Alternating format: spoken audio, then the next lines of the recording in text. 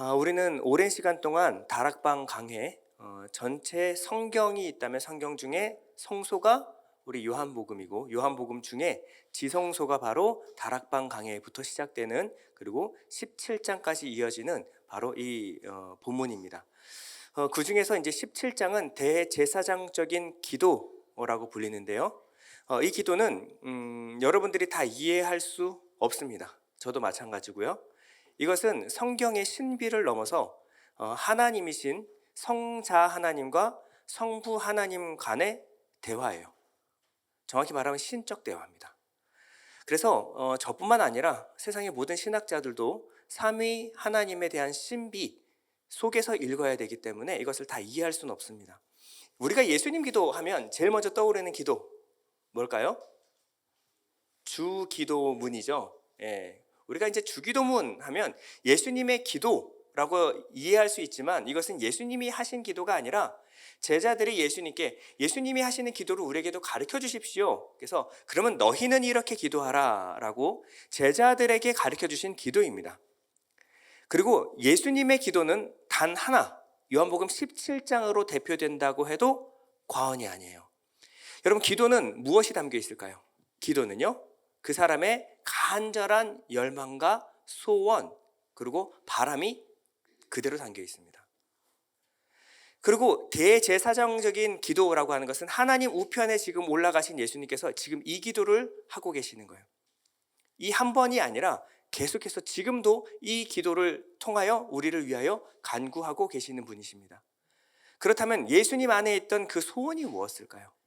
성자 하나님의 바람, 소원이 무엇일까요? 그것이 요한복음 17장에 기록된 내용입니다.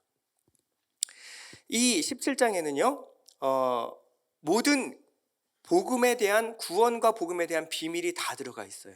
그래서 사실 단어 하나하나가 꾹꾹 압축되어 있는 신학과도 같습니다. 그리고 그것이 풀리지 않는다라고 한다면 우리가 다시 단어 정의를 다시 해야 되는 번거로움이 있어요. 그렇게 우리가 알고 있는 상식으로 단어를 정리해서 읽으면요, 하나도 이해가 안 가요. 예수님이 하시는 말씀이요. 로이드 존스 목사님은요, 세상의 모든 성경이 다 사라지고 요한복음 17장 단 하나만 남는다고 하더라도 복음은 여전히 전달될 것이다, 이렇게 말씀하셨습니다. 피의 메리라고 불렸던 메리 여왕, 수많은 사람들을 박해하고 죽였죠. 그런데 이 여왕이 두려워했던 단 한 사람이 있는데 종교개혁자 존 낙스라는 사람이에요. 메리 여왕마저도 두려워했던 이 존재가 결국은 인생 말년에 박해를 받아서 병을 얻어 죽게 됩니다. 마지막 죽기 전 침상에서 죽어가는 그 순간에 아내에게 부탁한 것이 무엇이냐면 요한복음 17장을 내게 반복해서 읽어주십시오. 그리고 이 17장을 계속해서 들으며 하나님 품에 안겼습니다. 여러분, 이 17장의 무게를 아시겠죠? 모든 신학을 다 마치고 성경 전체를 강해하신 분들이 마지막 요한복음 17장을 붙듭니다. 그만큼 중요한 장이에요. 쉽지는 않습니다. 요한복음 17장은 세 부분으로 나눌 수 있습니다. 1절부터 8절까지는 예수님 자신을 위한 기도이고요. 9절에서 19절까지는 제자들을 위한 기도를 하십니다. 그리고 20절부터 26절까지는 제자들을 통하여 열매 맺게 될 앞으로 다가올 교회들, 신자들을 위하여 기도하시는 내용입니다. 오늘은 예수님의 기도 전반부를 한번 같이 나눠보도록 하겠습니다. 전반부에 여러분도 다 아실 만한 구절, 영생은 곧 유일하신 참 하나님과 그가 보내신 자 예수 그리스도를 아는 것입니다. 어떠한 종교의 경전에도요, 이 영생에 관해서 이 단 한 줄로 요약해서 가르쳐주는 것은 없습니다. 성경 전체에서 영생이 무엇인가를 단 한 구절로 예수님께서 말씀하신 구절이 바로 요한복음 17장 3절입니다. 다 같이 한번 읽어볼게요. 시작. 영생은 곧 유일하신 참 하나님과 그가 보내신 자 예수 그리스도를 아는 것이니이다. 여러분, 읽으면 이해가 가십니까? 영생을 아는 것이다. 영생이 어떻게 아는 것이지? 우리가 아는 것은 영생은 사는 거 아닙니까? 사는 거, 죽지 않고 사는 것을 영생이라고 생각하지 않아요? 근데 예수님 뭐라 그러냐면 영생은 아는 것이니이다, 이렇게 말하고 있어요. 기원전 2750년 지금으로부터 한 약 4,800년 전 인류가 무엇을 원했을까요? 가장 오래된 책 중에 길가메시 서사시가 있습니다. 실존 인물에 대해서 길가메시라는 왕을 신화적으로 기록한 책인데 거기에 길가메시는 영생을 찾아서 떠납니다. 인류의 가장 오래된 기원, 가장 오래된 책이 영생에 관한 책이었어요. 여러분도 다 아시는 진시황, 세상을 다 가졌다라고 하는 진시황이 단 하나 갖기 원했던 것이 바로 불로초, 영생이었습니다. 이 영생, 불로초를 얻기 위해서 이 서복을 보내서 제주도에 서복이 왔죠. 그래서 다시 영생을 찾지 못해서 돌아간 곳이 서귀포죠. 2000년 전에 지어진 이름입니다. 그러면 그때도 그들이 바랬던 것은 영생이었어요. 지금은요? 여러분 인터넷 검색해 보시면 구글 프로젝트, 영생을 살 수 있는 방법에 대해서 연구하고 있습니다. 2050년이면 완성된다고 해요. 그 정도로 인간의 가장 깊은 곳에 본능과도 같게 자리 잡은 것이 무엇이냐면 이 땅에서 조금이라도 더 길게 오랫동안 무병장수하는 꿈을 가진 것이 바로 사람입니다. 근데 인간이 생각하는 영생의 관점은 오직 이 땅의 것 그리고 시간적인 관점이에요. 이 땅에서 오래 사는 것, 가능한 한 무병장수, 이게 인간의 생각하는 영생의 한계입니다. 그런데 오늘 주님은 뭐라 그러시냐면 영생은 유일하신 참 하나님과 그가 보내신 자 예수 그리스도를 아는 것이다 라고 정의를 내리고 있어요. 여러분들이 이 말이 어떻게 이해가 가십니까? 먼저는요, 영생은 우리가 생각하는 이 시간적인 관점으로 이해해서는 안 된다라는 것을 알 수가 있겠죠. 여러분, 우리는 몸은 죽지만 결과적으로 악인과 의인 모두 다 부활하게 됩니다. 예수 믿는 사람만 부활하는 거 아니고 예수 안 믿는 모든 사람이 다 부활해요. 알고 계십니까? 사도행전 24장 15절입니다. 그들이 기다리는 바 하나님께 향한 소망을 나도 가졌으니 곧 의인과 악인의 부활이 있으리라 함이니이다. 자, 누구도 부활하냐면 의인도 부활하지만 악인도 함께 부활한다라는 거예요. 만약에 이 땅을 살다가 우리가 죽어서 소멸된다 라고 한다면 그냥 한 번 사는 인생 멋지게 한번 살다 가십시오. 그런데 죽으면 끝이 아니라는 거예요. 악인도 의인도 다 부활한다라는 것입니다. 요한복음 5장 29절 이렇게 말합니다. 선한 일을 행한 자는 생명의 부활로, 악한 일을 행한 자는 심판의 부활로 나오리라. 근데 부활은 하는데 어떤 자는 생명의 부활로, 어떤 사람은 심판의 부활로 나온다라는 것입니다.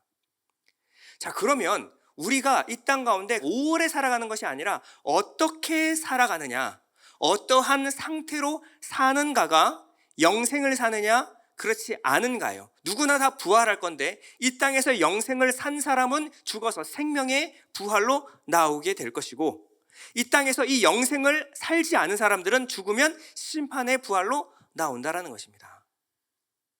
자, 그러면 이 영생을 사는 것이 무슨 의미냐? 주님은 영생은 아는 것이다 라고 말했어요. 자, 아는 것, 어떻게 아는 것일까요? 우리는 유재석 씨를 압니다.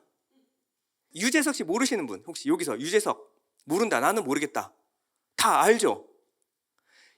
근데 이 중에서 유재석 씨가 여러분들을 아는 사람, 우리는 유재석 씨를 알아요. 근데 이걸 안다라고 성경은 말하고 있지 않아요. 왜냐하면 유재석 씨가 나를 모르기 때문에. 자, 조금 더 나가서 유재석 씨와 또 윤석열 대통령 둘 다 유명하죠? 여러분 둘 다 알죠? 두 분 다 알아요. 그렇죠? 유재석 씨가 윤석열 대통령을 알까요? 모를까요? 알죠. 대통령, 우리나라 국민인데 대통령이 누군지는 알겠죠. 윤석열 대통령이 유재석 씨를 알까요? 모를까요? 솔직히 윤석열 대통령을 모르는 사람은 있어도 유재석 모르는 사람은 없습니다. 훨씬 전부터 유명했으니까요. 그러면 서로가 서로를 알까요? 모를까요? 알아요. 서로 알지만 어쩌면 서로 마주치고 대화도 나눴을 수도 있지만 최근에 프로에 나왔었거든요. 그런데 서로 대화하고 친밀하게 교제하며 서로의 것을 나누는 관계는 아닙니다. 분야가 전혀 달라요. 분야가 전혀 달라요. 이 알도 안다라고 말하지 않아요. 몇 번 마주친 적이 있고요. 그리고 서로 간에 명함도 주고받았습니다. 근데 이것을 안다라고 말하지 않아요. 주님께서 영생은 아는 것이다라고 말할 때의 알은 어떤 거냐면 부부간에 친밀히 아는 것을 안다라고 말하는 거예요. 그러면 유재석과 아는 사람은 단 한 사람밖에 없습니다. 이 관점에서 유재석 씨는 단 한 사람 알아요. 누구를 알까요? 예, 마누라. 네, MBC 나경은 아나운서. 단 한 사람밖에 모르는 거예요. 세상에서 유재석 씨가 아는 사람 나경은 밖에 없어요. 이것을 안다라고 말하는 거예요. 영생은 아는 것입니다. 근데 안다라고 하는 것은 세상에 단 하나뿐인 존재가 안 된다는 거. 존재로서 세상에 단 하나 유일한 존재로서 아는 것을 안다라고 말하는 거예요. 주님 뭐라 그래요? 우리가 하나님을 알 때 어떻게?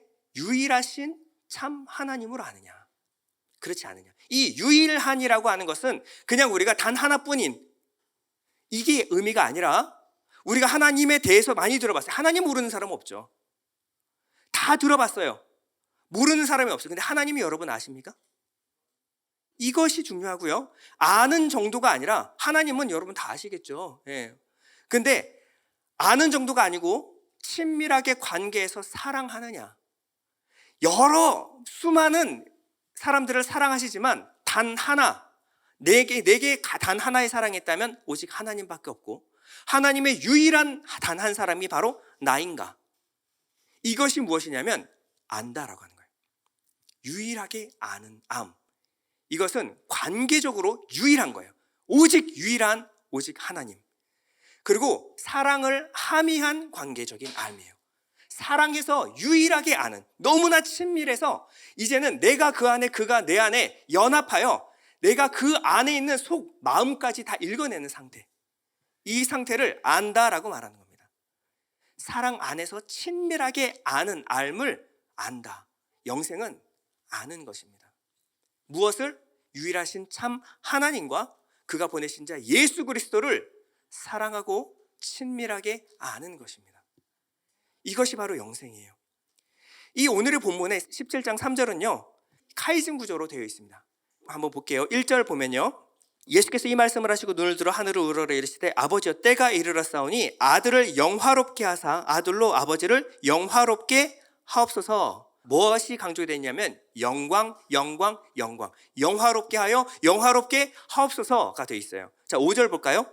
아버지여 창세전에 내가 아버지와 함께 가졌던 영화로서 지금도 아버지와 함께 나를 영화롭게 하옵소서. 자, 1절과 5절이 동일하게 반복되고 있습니다. 같은 거예요. 둘 다 무엇을 구하고 있어요? 영광, 영화롭게 하여 영화롭게 하게 하옵소서. 이것이 1절과 5절이에요. 그리고 2절과 4절이 똑같은 부분인데요. 2절은 뭐라고 하냐면 아버지께서 아들에게 주신 모든 사람에게 영생을 주게 하시려고 만민을 다스리는 권세를 아들에게 주셨음이로소이다. 자, 아버지가 아들에게 무엇을?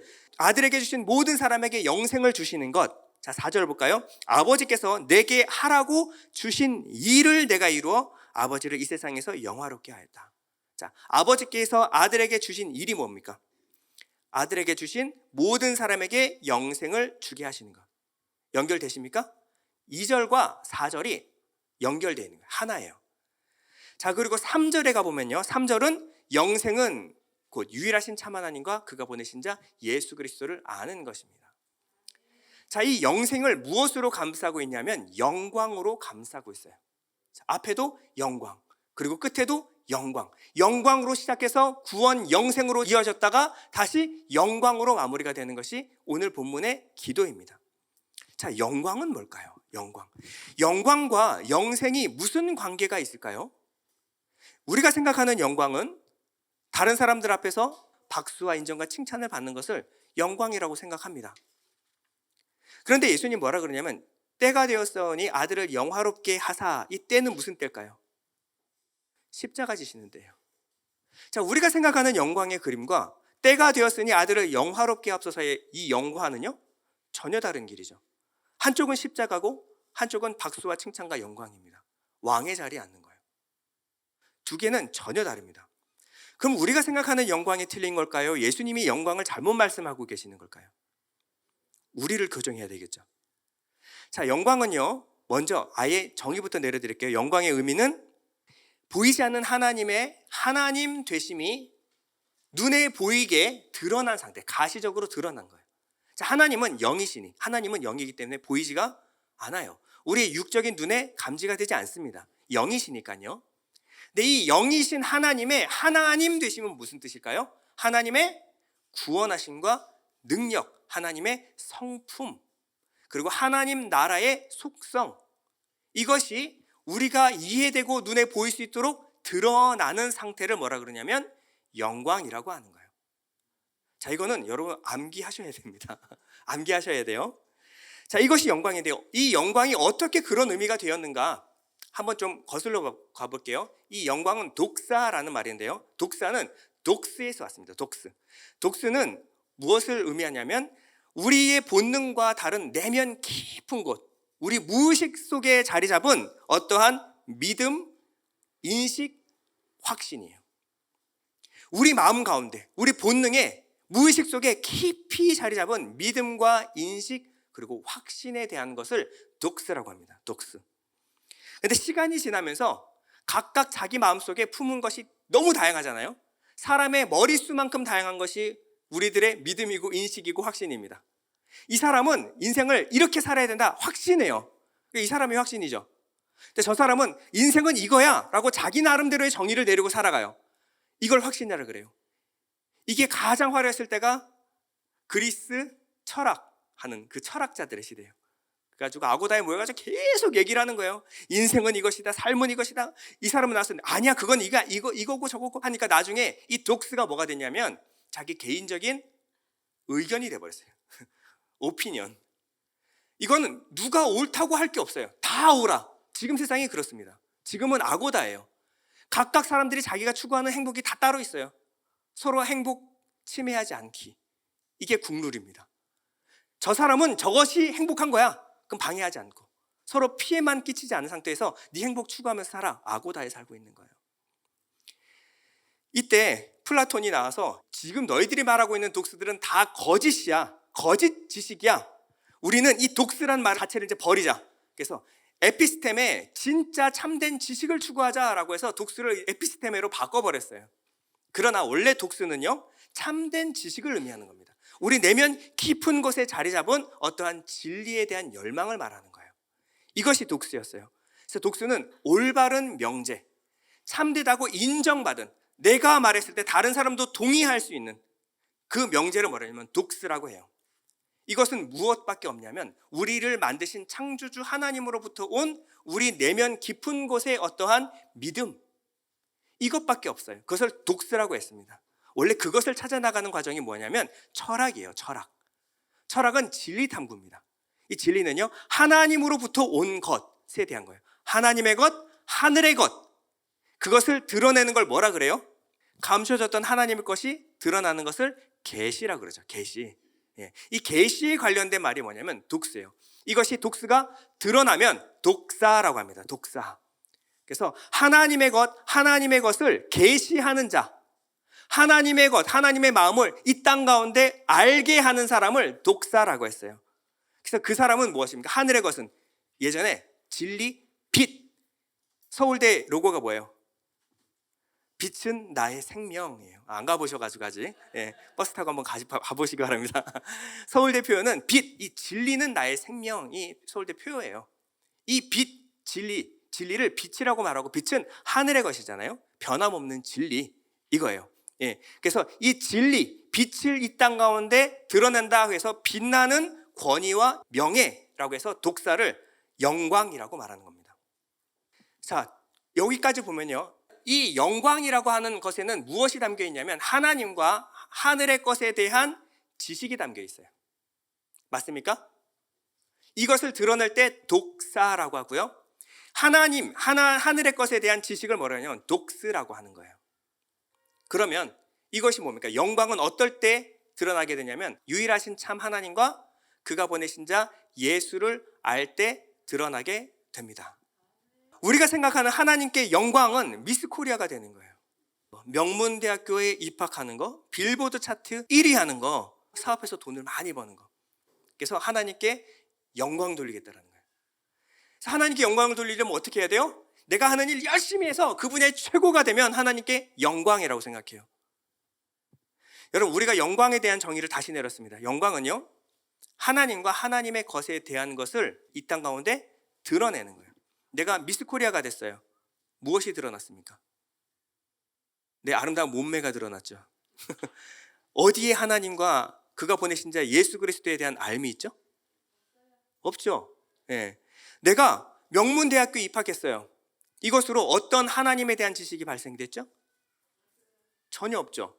예. 빌보드 차트 1위 했습니다. 하나님께 영광! 어떤 하나님의 영광? 하나님에 대한 어떠한 지식이 그로 말미암아 드러났습니까? 없죠. 내가 사업해서 돈 많이 벌었어요. 하나님께 영광! 하나님이 어떤 영광을 받으시죠? 그걸로 인해서? 올바른 지식이 아니라 오해가 발생될 수도 있어요. 아, 예수 잘 믿으면 하는 일마다 잘 되는구나. 정말 그럴까요? 아니죠. 오해가 될 수도 있어요. 잘못된 게 아닙니다. 좋은 거예요. 다 좋은 거지만 이것은 하나님의 영광과는 무관한 일이라는 거예요. 무관한 일이라는 거예요. 하나님께 영광은요, 유일하신 참 하나님과 그가 보내신 자 예수 그리스도를 아는 것, 그리고 그것이 나로 말미암아 증거될 때 영광이라고 하는 거예요. 내가 하는 일로 이것이 증거될 수 있습니다. 내가 열심히 노력하는 일로 하나님과 유일하신 참 하나님과 그가 보내신 자 예수 그리스도를 아는 것, 그것으로 쓰임 받을 수 있어요. 그것은 하나님께 영광. 그러나 내가 미스코리아 1등한 건 내 영광, 내가 좋은 거. 예. 그러니까 이것을 구별할 수가 있어야 된다는 거예요. 우리는요, 처음에 하나님 만드셨을 때 하나님의 영광을 위하여 창조되었습니다. 내 영광이 아니라 하나님의 영광을 이 땅 가운데 반사하는 영광, 이것을 위해서 우리를 창조하셨어요. 자, 이사야서 43장 7절입니다. 다 같이 시작. 내 이름으로 불려지는 모든 자 곧 내가 내 영광을 위하여 창조한 자를 오게 하라. 그를 내가 지었고 그를 내가 만들었느니라. 네, 이것이 하나님이 우리를 창조하신 이유와 목적이라는 거예요. 내가 내 영광을 위해서 사는 것이 아니라 내가 하나님의 이름, 그리고 하나님의 영광을 위하여 살아가는 상태. 이것을 위하여 내가 너희를 창조했다, 내가 너희를 만들었다라고 하는 거예요. 이게 창조의 목적이에요. 그런데 우리는 이 창조의 목적에서 죄로 말미암아 벗어나게 됐어요. 이제는 원래는 하나님의 영광을 위해서 살아갈 수 있는 존재였는데, 여러분, 이게 가장 영광스러운 겁니다. 영원 불면한, 영원하신 하나님을 위하여 살아갈 수 있다는 것은 최고의 영광이에요. 빌보드 1위 해봤자 조금 지나면 아무도 기억 못해요. 여러분, 저번 달 1위가 누구였죠? 빌보드 1위? 작년 1위는 10년 전. 목숨을 걸고 올라갈 곳이 아니라는 거예요. 근데 하나님의 영광을 위하여 사는 것은 불변하는 영광입니다. 불변하는 영광이에요. 우리가 이것을 위해서 살 수 있으면 최고의 영광이에요. 그런데 죄를 지음으로 말미암아 하나님의 영광이 가리워졌어요. 우리가 하나님을 알지 못해요. 유일하신 참 하나님과 그가 보내신 자 예수 그리스도를 알지 못하게 되었을 때 우리는 어떤 상태로 타락하게 되냐면 우리가 내 영광을 위해서 사는 상태가 돼버리는 것입니다. 로마서 3장 23절입니다. 모든 사람이 죄를 범하였음에 하나님의 영광에 이르지 못하더니, 이게 가장 비참한 상태라는 거예요. 이 사람들은요, 자기 뜻과 자기 생각, 오피니언, 자기 의견을 가지고 살아요. 그게 옳습니까? 자기한테는 진리예요. 얼마나 확신이 있는지 몰라요. 근데 그게 진리입니까? 아니죠. 내 생각이죠. 내 느낌이에요. 내 주관적인 확신입니다. 독스가 아니라 오피니언을 따라서 살아가요. 그래서 열심히 그것을 추구하며 살아갑니다. 이것이 행복이야. 내 행복은 여기에 있어. 이것을 타락이라고 말하는 것입니다.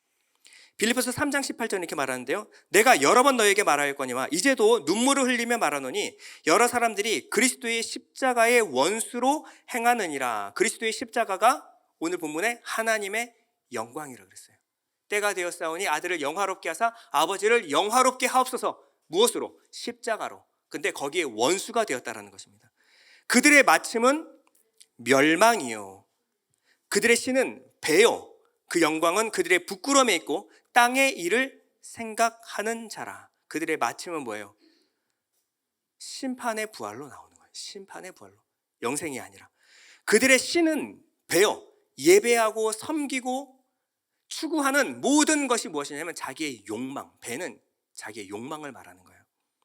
그리고 이 배가 어디? 땅에 닿아 있는 상태를 뭐라 하냐면 뱀이라고 합니다. 자, 뱀이 저주를 받아 배로 땅을 기어다니게, 그전에는 그 뱀은 다리가 있었나요? 팔다리가? 그 얘기하는 게 아니에요. 배는 항상 욕망을 말하고요. 이 욕망이 땅으로 향했다라는 것은 무엇입니까?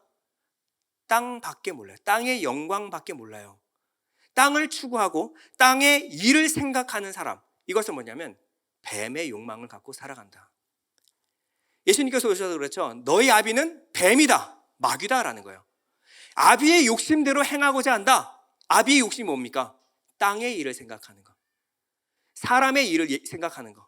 그래서 베드로에게 뭐라 그랬습니까? 사탄아, 내 뒤로 물러가라. 너는 하나님이 아니라 사람의 일을 생각하는도다. 이것이 무엇이냐면 배가 땅에 닿아 있는 상태예요. 그들의 영광은 그들의 부끄러움에 있다. 그들이 드러내서 증명하고자 하는 것이 무엇이냐면 부끄러운 것. 부끄러운 것이 뭐예요? 우리가 죄를 범했을 때 우리가 부끄러움을 알게 됐죠. 무엇을 부끄러워하게 됐습니까? 내 육체를 부끄러워하게 됐어요. 육체는 부끄러운 것이었어요. 이것을 자랑하기 시작했어요. 예전에는 부끄러운 것이었는데 지금은 자랑이 돼버렸죠. 예전에는 수치스러운 거였는데 지금은 트렌드가 됐습니다. 예전에 그렇게 내놓고 다니면 부끄러운 짓이었어요. 근데 지금은 내놓고 다니는 게 트렌드가 돼버렸어요. 여러분, 세상은 점점 이렇게 가는 거예요. 뭐가 부끄러운지, 뭐가 영광스러운 건지를 헷갈리기 시작해요. 그게 영광스러운 것일까요? 부끄러운 것이죠. 어두운 데서 몰래 숨어서 해야 될 것들이 표면으로 다 올라와요. 그것을 문화라고 해버려요. 그리고 그것을 하지 않는 사람들을 트렌드에 뒤처진 사람이라고 말합니다. 누가 옳은 걸까요? 여러분, 이건 독스가 아니라 그들의 오피니언이에요. 의견들이죠. 그게 문화가 됐고 모든 사람들이 그 길로 간다 할지라도 우리가 봤을 땐 부끄러운 것입니다. 죄에 빠진 사람들의 특징이 뭐냐면 부끄러운 것을 그들의 영광으로 삼고 살아가요. 로마서 1장 21절은 이렇게 말합니다. 하나님을 알되 하나님을 영화롭게도 아니하며 감사하지도 아니하고 오히려 그 생각이 허망하여지며 미련한 마음이 어두워졌나니 스스로 지혜 있다 하나 어리석게 되어 썩어지지 아니하는 하나님의 영광을 썩어질 사람과 새와 짐승과 기어다니는 동물의 모양의 우상으로 바꾸었느니라. 그냥 토테미즘, 이런 우상, 짐승 만들어서 숭배하는 요 정도 갖고 말하는 것이 아니라 육체를 말하는 거예요. 사람과 새와 짐승과 기어다니는 동물, 이것은 다 육체를 말하는 거예요. 세상의 육체를 섬긴다라는 거예요. 육체를 예배한다라는 거예요. 그들은 영이신 하나님을 보지 못하니 오직 보이는 것, 눈에 보이는 것만 숭배하고 그것을 추구하며 살아가더라라는 것입니다. 여러분, 우리는 창조의 목적대로 회복되어야 될 필요가 있습니다. 우리는 원래 이러라고 하나님이 만드신 존재가 아니에요. 그래서 예수님이 이 땅에 오셨습니다. 이 땅에 오신 목적은요, 우리에게 영생을 주러 오신 것이 맞아요. 하지만 영생을 주는 것이 목적이 아니라 과정이에요. 수단입니다. 방법이에요. 영생을 주어 무엇으로? 하나님의 영광을 위해 살게 하는 것이 예수님이 이 땅에 오신 목적이에요. 자, 다시요. 우리에게 예수님이 오신 것은 영생을 주러 오신 것, 그것이 목적이 아니고요. 영생을 주어. 영생은 무엇입니까? 유일하신 참 하나님과 그가 보내신 자 예수 그리스도를 알게 되는 것. 이 알아야 하나님께 영광을 돌리죠. 이것을 드러내는 것이 영광인데 부끄러운 것을 영광으로 살아가고 있으니 예수님이 이 땅에 오셔서 우리를 창조의 목적대로 회복하러 오신 것입니다. 그것을 위해서 우리에게 영생을 주셔야만 하는 거예요. 그러므로 죄사함과 영생은 영광을 위한 수단입니다. 우리를 하나님을 영광스럽게, 영광 돌리게 만드시기 위한 방법이었던 거예요. 하나님의 창세전 작정과 계획이 바로 이거였다라고 오늘 본문은 말하고 있어요. 자, 17장 5절인데요. 여러분 다 같이 한번 읽어볼게요. 시작. 아버지여, 창세전에 내가 아버지와 함께 가졌던 영화로서 지금도 아버지와 함께 나를 영화롭게 하옵소서. 언뜻 지나가지만 여러분, 이 고백은요, 예수님밖에 못하는 거예요. 여러분, 창세전이 언제일까요? 하나님이 이 땅을 창조하기 전, 아무것도 없을 때, 이 상태에서 어떠한 일이 있었어요? 예수님과 하나님과 어떠한 것을 하기로 정하셨습니다. 그 마음 가운데 독스를 통하여 독사하기로 했어요. 자, 이렇게 말하면 여러분 이제 알아들으시나요? 마음 가운데 뜻하신 바가 있어요. 소원하신 바가 있어요. 그것을 드러내기로 작정하셨습니다. 이것을 이제 드러내십시오라는 거예요. 창세전, 세상을 만드시기 전에 하나님 안에 있었던 그 뜻과 소원, 작정과 예정을 이 땅 가운데 이제 드러내십시오. 그것이 뭐냐면 내가 아버지와 함께 가졌던 영화. 언제? 창세전에. 베드로 사도는 이 얘기를 이렇게 말하고 있어요. 베드로전서 1장 20절. 그는 창세전부터 미리 알리신 바 되신 이나 이 말세에 너희를 위하여 나타나신 바 되었으니, 이것을 영광이라고 하는데요. 뭐냐면 창세전에 미리 알리신 바. 어떻게 알려졌을까요? 구원자, 메시아, 그리고 주님으로. 언제? 세상이 만들어지기 전에, 죄가 시작되기도 전에 구원자를 이미 시작했다라는 거예요. 이것이 하나님 안에 있던 그 영광이라는 것입니다. 하나님 안에 창세전에 우리에게 구원자를 통하여 구원의 일을 시작하실 것이다. 그리고 결과적으로 우리가 하나님을 영광스럽게 하는 삶을 살게 만드실 것이다. 이것이 무엇이냐면 창세전에 아버지 안에 있던 영화예요. 자, 바울은 이렇게 얘기합니다. 디도서 1장 1절에 보면요, 이 영생은 거짓 없으신 하나님이 언제부터? 영원전. 창세전이 아닌 영원전. 영원 전부터 약속하신 것인데 자기 때에 자기의 말씀을 전도로 나타내셨으니 이 전도는 우리 구주 하나님이 명하신 대로 내게 맡기신 것이라. 영원전에 무엇을 하냐면 약속하셨대요. 아무도 없는데 누구하고 약속을 합니까? 하나님 아버지와 성자 하나님 간에 약속을 맺으셨어요. 언약을 맺으셨습니다. 어떻게? 이 일로 인해서 하나님의 나라를 완성하시기로, 이것을 통하여 우리를 구원하고 하나님의 나라를 완성하시기로. 이것이 창조의 목적이라는 거예요. 영원전에. 그리고 이것을 무엇으로? 전도로 나타내셨으니, 우리가 유일하신 참 하나님과 그가 보내신 자 예수 그리스도, 창세전, 영원전에 이 약속하셨던 하나님 안에 있던 그 뜻을 드러내는 것을 뭐라 그러냐면 전도라고 하는 거예요. 우리가 어떻게 하나님을 영광스럽게 할 수 있습니까? 전도로. 여러분들이 뭐 굳이 말이 아니라도 여러분 삶으로도 전도하고, 여러분 어떠한 직업으로도 여러분은 유일하신 참 하나님과 그가 보내신 자 예수 그리스도를 전할 수 있어요. 그것이 하나님을 영화롭게 하는 것입니다. 여러분, 이 영생에 관해서 알기 위해서는 우리가 기본적으로 알고 있어야 되는 기초 지식이 있는데요, 영혼육에 대해서 여러분들 알고 있어야 돼요. 영혼육에 대해서. 영혼육. 우리나라 이 성경 번역은요, 영혼육을 뒤죽박죽 섞어가지고 번역을 해가지고 도저히 알 수 없도록 번역을 해놨어요.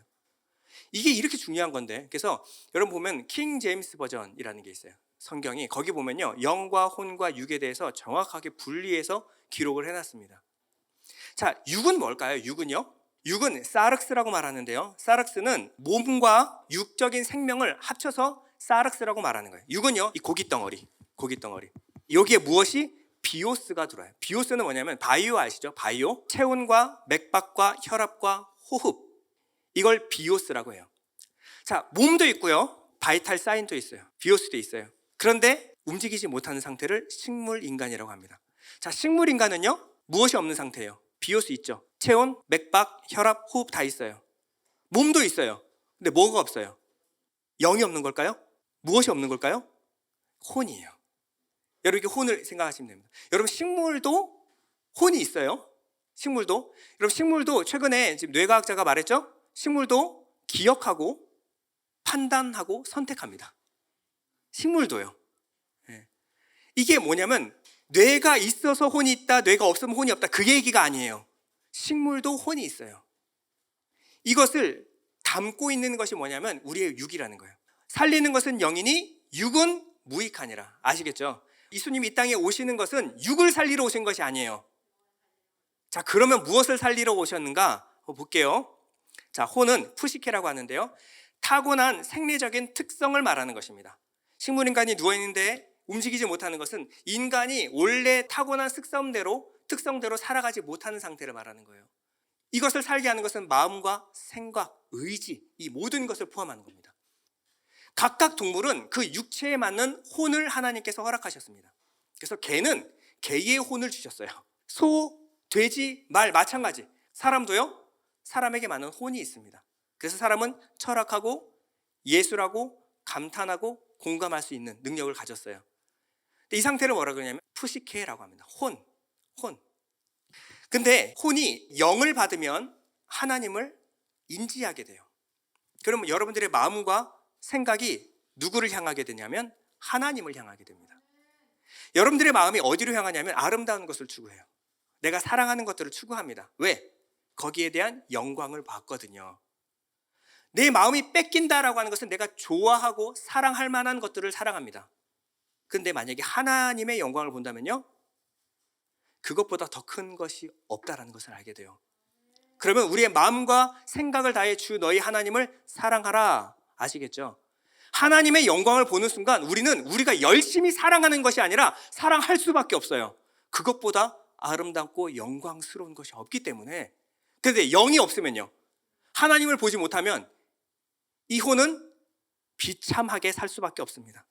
그런데 이것이 하루, 이틀, 3일, 4일, 1년, 2년, 3년, 4년, 10년, 20년, 30년, 40년 동안 내가 열심히 내가 사랑하는 것을 추구하고 살았어요. 그럼 어떻게 되냐면 내 마음이 고정이 돼버립니다. 고정이 돼요. 더 이상 하나님에 대한 열망조차 사라지고 궁금하지도 않아요. 어차피 인지도 되지 않고 보이지도 않는 거, 내가 행복한 거, 내가 좋아하는 거 추구하면서 살아갈래. 이 상태를 뭐라 그러냐면 죄인이라고 말하는 거예요. 죄인이 죄를 범하는 것은 왜냐하면 하나님의 영광을 보지 못하기 때문에 그렇습니다. 우리가 하마르티아는 관역을 빗나가다, 이것을 죄라고 말하죠. 사람들이 오해하는 게 있어요. 아, 내가 열심히 쏴도 나는 관역에 맞출 수가 없는 사람이구나. 그래서 난 죄인이구나. 이렇게 생각하시는 분들이 있어요. 이거 맞는 거 아닌가요? 여러분, 그러면 관역을 열심히 해서 맞췄어요. 정확하게. 그럼 그건 하나님께 영광. 쐈는데 옆 사람 맞았어요. 그러면 살인이죠. 그러면 내가 죄를 범했습니다. 뭐 이런 거예요. 여러분, 관역을 쏴서 100% 다 맞힌 사람이 있어요. 누구예요?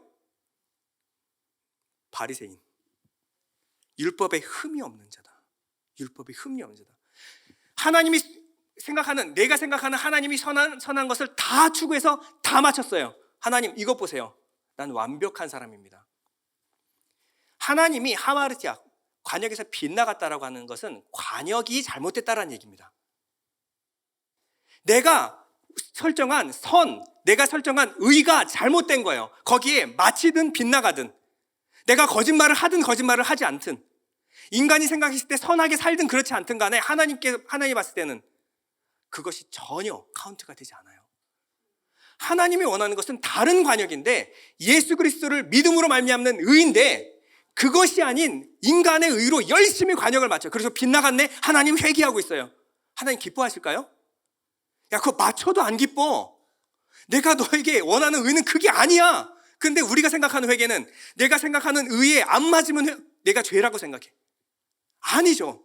하나님이 우리에게 원하시는 회개는 뭐예요? 관역이 잘못됐다라는 겁니다.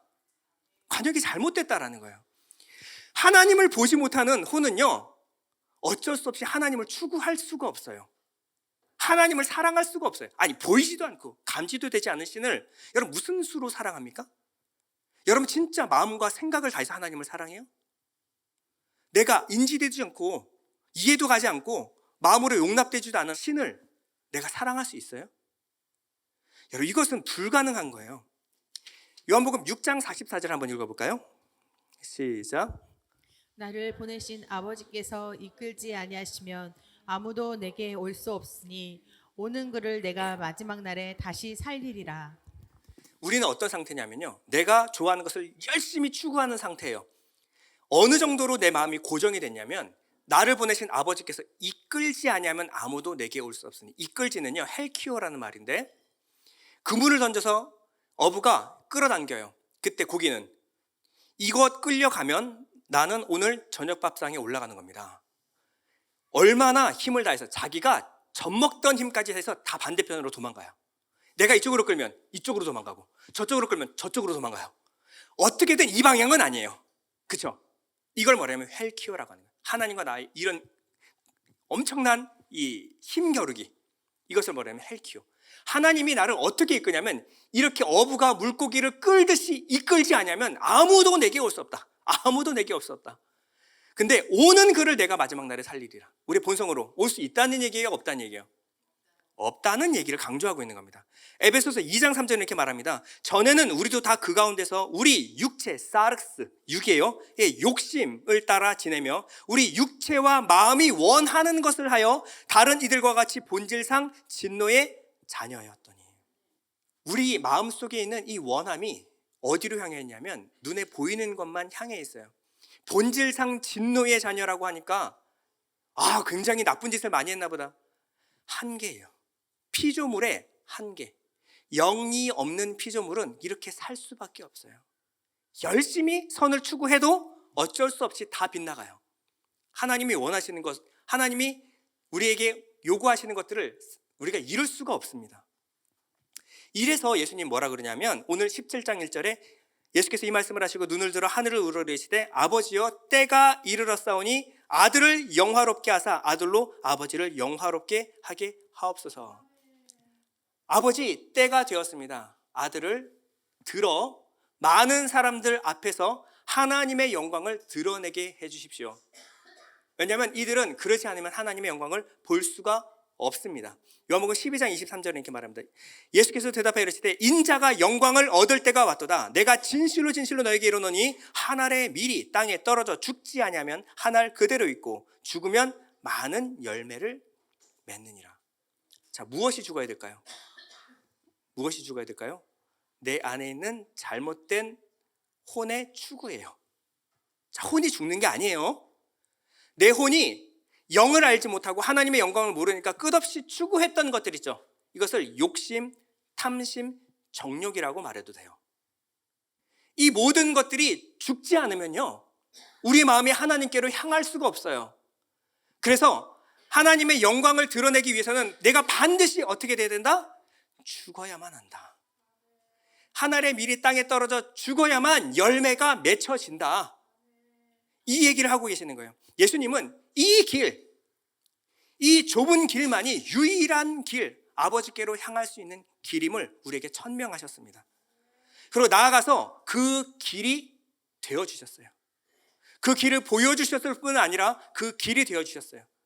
다시 말하면 우리가 그 길과 연합하여 함께 예수와 함께 죽는 자만이 하나님 아버지 영광을 볼 수 있게 됩니다.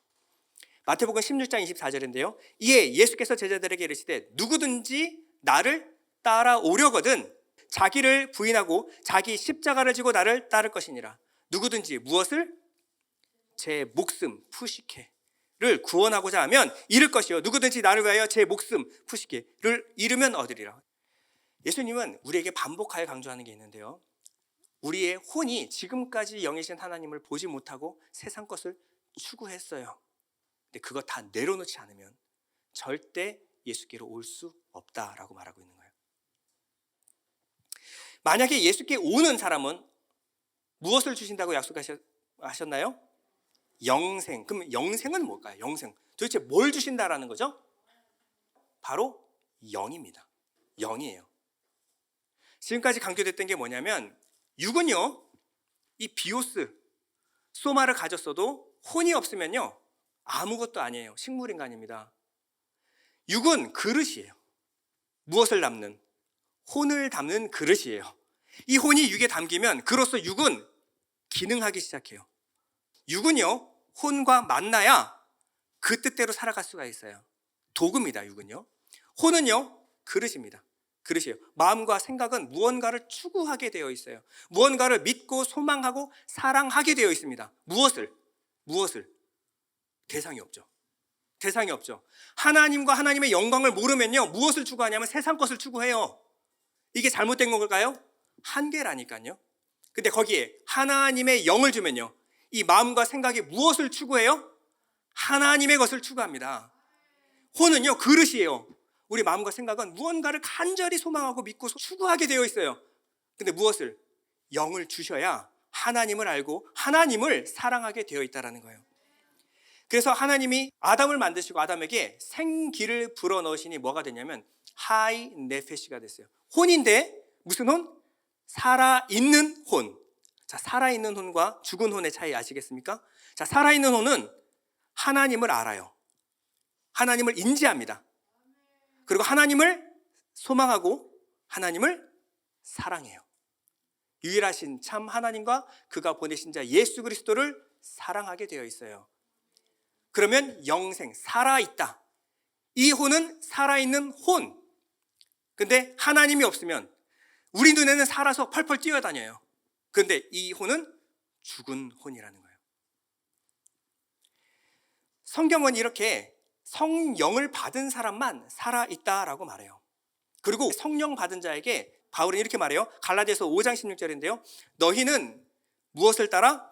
성령을 따라 행하라. 그리하면 육체의 욕심을 이루지 아니하니라.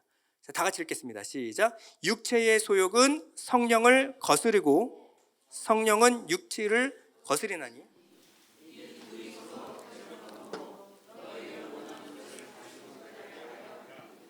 성령이 오면 우리가 원하는 것 기도 다 응답해 주시나요? 성령이 오시면 뭐 어떻게 된다고요? 너희가 원하는 것을 하지 못하게 하려 함이라. 우리가 원하는 게 뭔데요? 육체의 욕심을 이루려고. 너희가 성령을 따라 행하면 육체의 욕심을 이루지 아니하리라. 지금까지 내 마음이 고정되어 있던 것이 무엇으로? 영을 받으면 성령으로 하나님을 향하게 되어 있다는 거예요. 방향에 관한 이야기입니다. 디렉션, 방향이에요. 성령을 쫓아 행하라. 성령이 이끄는 대로 살아라. 이 방향에 관한 이야기예요. 이 성령은 어디로 우리를 이끄실까요? 자, 눈에 보이지 않는 하나님을 어떻게 볼 수가 있어요? 성령은 우리를 어디로 이끄세요? 요한복음 16장 13절입니다. 진리의 성령이 오시면 그가 너희를 모든 진리 가운데로 인도하시리니. 진리, 독스, 하늘에 관한 지식으로 우리를 인도하신다라는 거예요. 그가 스스로 말하지 않고 오직 들은 것을 말하며 장래 일을 너희에게 알리시리라. 이게 무엇입니까? 진리가 무엇입니까? 예수 그리스도입니다.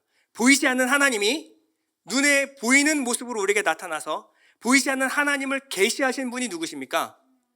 예수 그리스도이십니다. 예수 그리스도.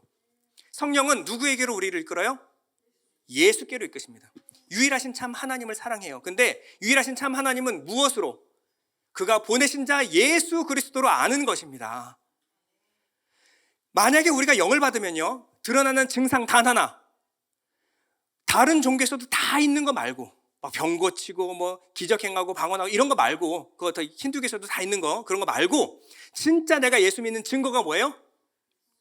내가 예수께로 이끌리는가? 내가 하나님의 말씀에 관심이 있는가? 하나님의 말씀에 귀 기울이고 듣는가? 그리고 예수 그리스도로 말미암아 하나님을 예배하고 사랑할 마음이 있는가? 여러분, 이것이 우리가 영을 받은 증거라는 거예요. 이것이 관역이에요.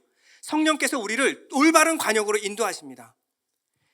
요한복음 6장 54절 이렇게 말합니다. 내 살을 먹고 내 피를 마시는 자는 영생을 가졌고 마지막 날에 내가 그를 다시 살리리니 내 살은 참된 양식이요 내 피는 참된 음료로다. 자, 영생은 유일하신 참 하나님과 그가 보내신 자 예수 그리스도를 아는 것입니다. 이 영생을 어떻게 우리가 알아요? 내 살을 먹고 내 피를 마시는 자는 영생을 가졌고 예수 그리스도의 말씀을 통하여 하나님의 마음을 아는 것. 이것이 바로 영생을 가진 증거라고 말하고 있는 거예요. 만약에 먹지 않으면 줄이고 목마른 자가 영생을 가졌고, 바울은요 성령을 쫓아 살아가는 삶이 쉽지 않다라고 말하고 있어요. 디모데전서 6장 12절에 이렇게 말합니다. 믿음의 선한 싸움을 싸우라. 영생을 어떻게 하라고요? 취하라. 이를 위하여 내가 부르심을 받았고 많은 증인 앞에서 선한 증언을 하였도다. 영생은 취하라는 거예요. 어떻게? 적극적으로 예수 그리스도 하나님의 말씀을 듣고 깨닫고 이해하고 증거하는 일을 위하여 영생을 취하라는 겁니다. 너희가 이것 없이는 살 수 없다라는 거예요. 이 땅에는요 수많은 오피니언들이 있어요. 수많은 문화, 사람들은 부끄러운 것을 영광으로 삼아 살아갑니다. 거기 살다 보면요, 그게 옳아 보여요. 그렇게 안 사는 사람이 찌질해 보입니다. 이 세상 트렌드에 뒤처진 사람처럼 보여요. 그럴 때 어떻게 해야 돼요? 여러분, 예수 그리스도의 살과 피를 먹으시기 바랍니다. 우리가 온전히 살기 위해서 세상에서 목마르고 배고프면요, 그거 뜯어먹게 되어 있어요. 그거 먹으면 미칩니다. 우리의 혼이요, 미쳐버려요. 그것을 추구하고 사랑하게 되어 있어요. 여러분, 그거 실험해보지 마시기 바랍니다. 정말 그런가? 예, 그러니까 실험해보지 마시고 굳이 가서 배우려고 하지 마시기 바랍니다. 우리의 혼은 거기로 끌릴 수밖에 없어요. 그러나 우리가 성령을 받은 이상 하나님 말씀에 끌릴 수밖에 없어요. 이것은 영적 전쟁입니다. 성령께서는 여러분들을 아버지께로 헬퀴어하세요. 끌고 계세요. 내 육은요, 내 혼은 예전에 내 습관을 따라 살아가려고 발버둥칩니다. 이것은 전쟁이에요. 이럴 때 바울은 뭐라 그랬어요? 영생을 취하라. 영생을 취하라. 이 하나님의 말씀을 먹는 자는 어떠한 반응이 일어날까요? 데살로니가 전서 2장 13절입니다. 진실로 그라도다. 이 말씀이 또한 너희 믿는 자 가운데에서 어떻게 한다고요? 역사하느니라. 그냥 말씀을 듣고 가는 것이 끝이 아니에요. 여러분, 이 말씀이요, 여러분 마음 가운데 심깁니다. 그리고요, 생각나게 하시리라. 계속해서 내 마음 가운데 역사하여 나를 뒤바꾸는 능력이 있음을 내가 경험하게 돼요. 이걸 뭐라고 하냐면 영생을 산다. 100년을 살아도 죽음을 사는 사람이 있고, 단 하루를 살아도 영생을 맛보고 살아가는 사람이 있어요. 시간의 차이가 아니에요. 내가 영생을 사느냐 그렇지 않느냐, 하나님의 말씀을 듣고 내 가운데 역사하는 것을 경험하느냐. 주님이 요한복음 5장 25절 이렇게 말했습니다. 여러분 다 같이 한번 읽어볼게요. 시작. 죽은 자들이 하나님의 아들의 음성을 들을 때가 오나니 곧 이때라. 듣는 자는 살아나리라. 뭐라고요? 듣는 자는 살아나리라. 한 번 더. 듣는 자는 살아나리라. 여러분, 사는 방법 이거 하나밖에 없습니다. 영생은 곧 유일하신 참 하나님과 그가 보내신 자 예수를 아는 것입니다. 어떻게 알아요? 듣는 자는 살아나리라. 말씀을 듣고 또 들으십시오. 여러분, 이 말씀 가운데 능력이 있습니다. 그리고 이 말씀 자체가 생명입니다. 여러분, 일주일을 살아가시는 동안 여러분 영생을 취하시는 여러분들 되시기 바랍니다. 이 영생이 여러분 안에서 살아서 역사하는 것을 경험하며 사시는 여러분 되시기를 축원드립니다. 잠시 눈을 감겠습니다.